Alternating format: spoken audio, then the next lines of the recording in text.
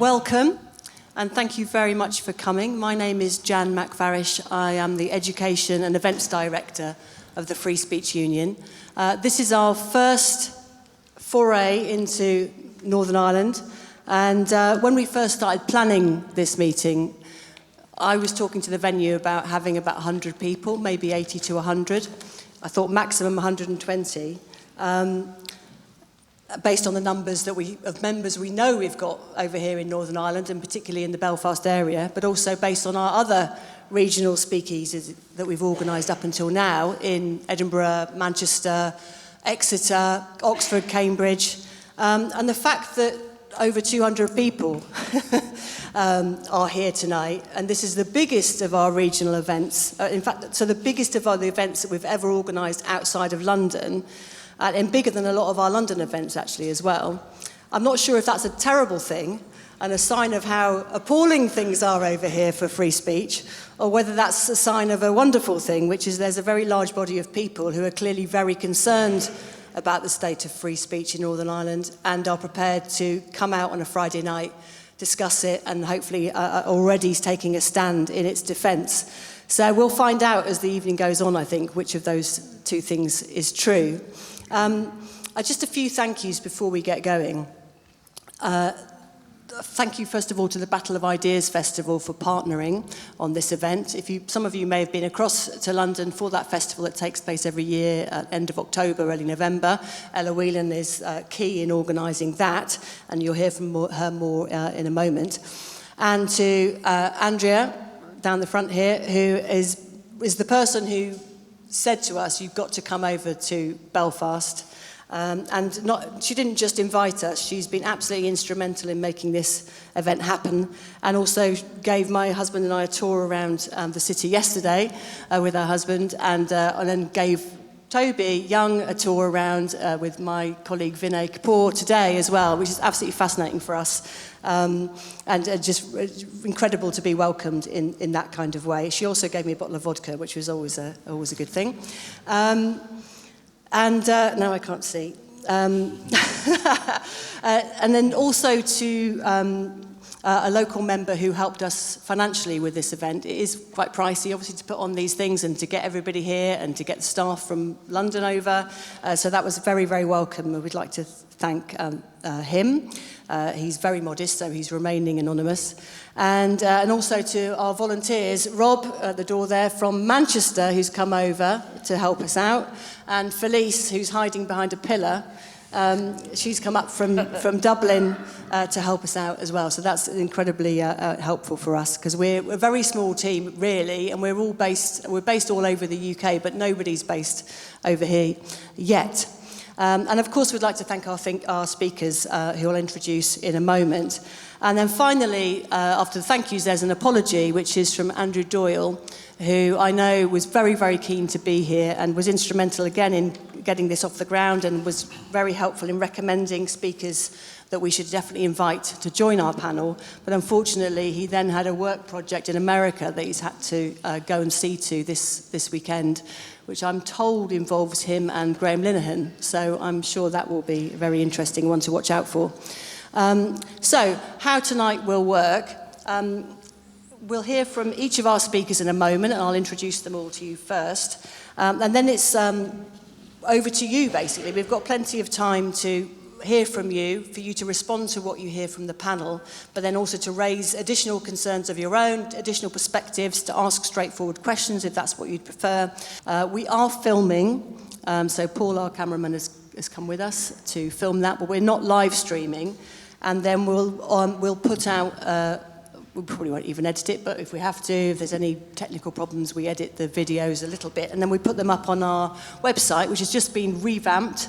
You can find that at freespeechunion.org, and then all of our events generally go up there very quickly, within a couple of days.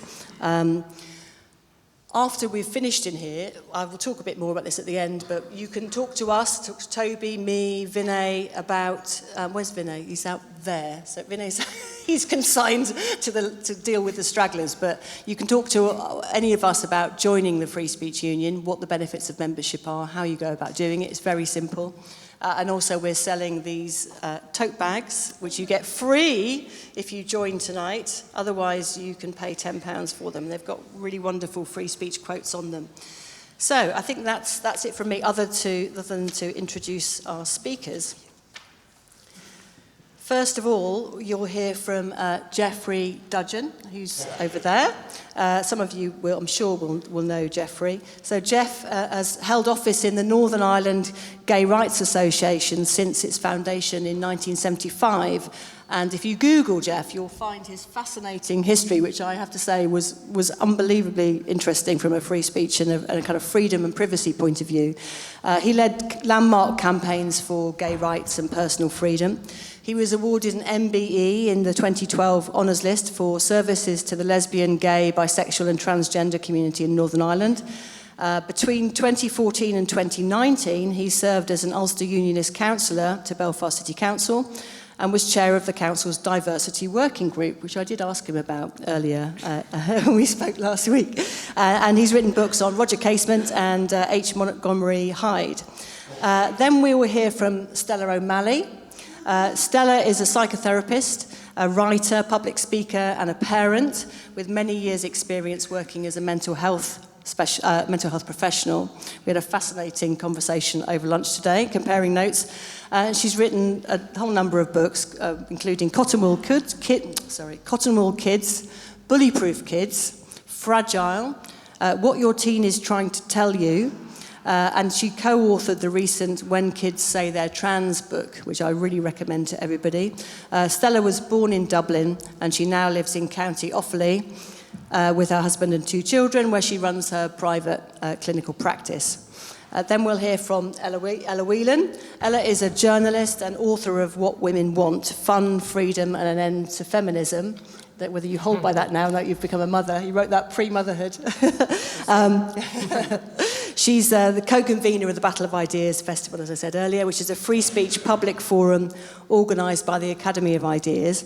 She's also the commissioning editor of Letters on Liberty, a radical pamphleteering campaign for the 21st century. And Ella is a columnist for Spiked and writes for a variety of newspapers and regularly appears on TV and radio. Then we will go to David Quinn. David has been a newspaper columnist in Ireland since 1994. Currently he writes a weekly column in the Sunday Independent, and his column has previously appeared in the Sunday Times, Ireland, the Irish Independent and the Sunday Business Post. He frequently appears on radio and television programmes and has contributed to numerous publications overseas, including The Spectator and Unheard. He's appeared on Free Speech Nation with Andrew Doyle, discussing free speech issues in the Republic of Ireland, and he's founder and CEO of the Iona Institute. Now we're going to move on to, after that, we're going to move on to Simon Chambers, who's at the end there. So Simon is a recent addition to the panel, but we thought we can't have this meeting without him joining the panel. It would be silly given the news of this week. So Simon has been a litigation specialist and a problem solver for nearly 25 years. He's based just outside Belfast in Newtonards. I asked for the pronunciation of that, so I may have got that wrong still. At Russell and Company Solicitors.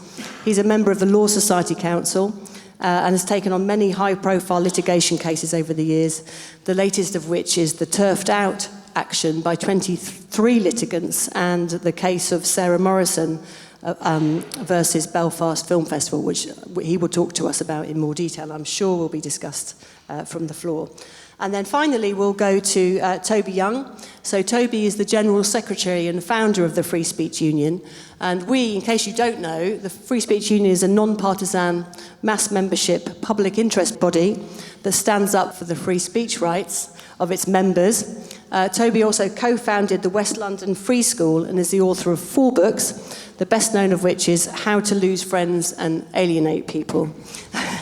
And he's the associate editor of The Spectator, where he's written a weekly column since 1998, and he also runs a blog called thedailyskeptic.org that has received over 40 million page views. Toby's a very busy man, so I was really delighted that he was so keen to come over to Belfast and take part in this event. So, okay, now I have to remember who I was going to start with. Jeffrey, if you want to kick us off. I've asked all the speakers just to give us 5 minutes to kick things off. And I've asked them all to kind of describe what they think is the most pressing free speech issue that concerns them most in Northern Ireland. Jeffrey. Right. Thanks very much, Jan. I'd like to welcome the Free Speech Union to Belfast, the birthplace of identity politics. I'm especially pleased to be on a panel with such distinguished campaigners from England and the south of Ireland. And it's wonderful to see so many people in the room tonight. Such a turnout indicates how great a need there is for people of like mind on these issues to have a home. That people are here in such numbers is itself a victory for free speech. It also reveals a big hole in Northern Ireland politics not met by any political parties. So significantly, so far, the state broadcaster has run a mile from reporting this event. In truth, we have no real culture of human rights.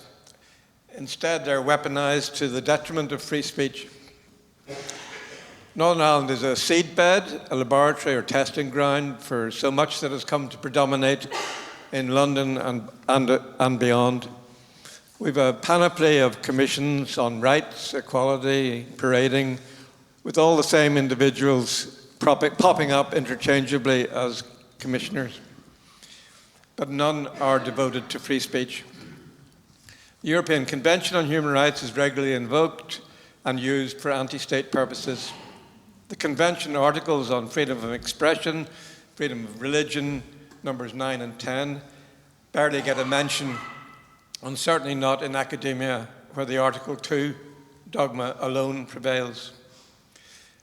The Ashers case is one exception, but it took the Supreme Court in London to address the compelled speech aspect. Our courts are instead clogged with legacy cases involving the rewriting of history, which is why I've devoted the last 5 years of my life in the Malone House Legacy Group, which I convene, to arguing the case for drawing a line, putting the past behind us. It goes unsayable and unsaid, but since 1998 we've had already a series of amnesties. So politics here are largely done through human rights, with one-sided lawfare rampant. Rights are used instead to advance identity. Very little of the old liberal, secular element remains. That's just the fact and the reality. How to get around that is a conundrum we could address here. We've had many free speech battles in the recent past, and if the stacked up legislation awaiting Stormont's return is anything to go by, on hate speech and conversion therapy, for instance, many more to come. In March, Southern voters have to answer 2 related questions in a needless referendum. The first is whether to remove a somewhat outdated reference to women from the Constitution, one that's actually the only reference to women in the Constitution. The second would redefine the family as anything you want it to be. With defeat looming on these referendums, that may be the high tide mark of Irish identitarianism. Our speakers from the south, I don't want to preempt their points, so I'll leave it at that. But it's hard to believe, in a sense, who knows, even Canada could peak next. Previously, the Free Speech Union intervened in the then pending hate speech legislation being developed by Naomi Long, who was Minister of Justice, following the Marinan report, which was intent on illegalising private conversations. FSU commissioned an opinion poll from Lucid Talk on the matter, and the result was serious criticism of the proposal. But I fear that view will have little purchase once Stormont is back, given the Constitution, the composition of its members. The centrist Alliance Party is conflicted on free speech, but wokery and authoritarianism predominates as unthought through legislation is pressed home. I have to say it's the free speech aspect of the trans issue and the cruelty of cancellation, particularly in employment, that has drawn me into a form of resistance. Where Gay was concerned, I was unaware of how matters were changing and creeping up on me. I innocently participated in the corporate takeover of the issue, speaking to several financial institutions for a small fee. I was more pleased at the apparent thoughtfulness involved, but silently, gay disappeared from gay pride, and I did.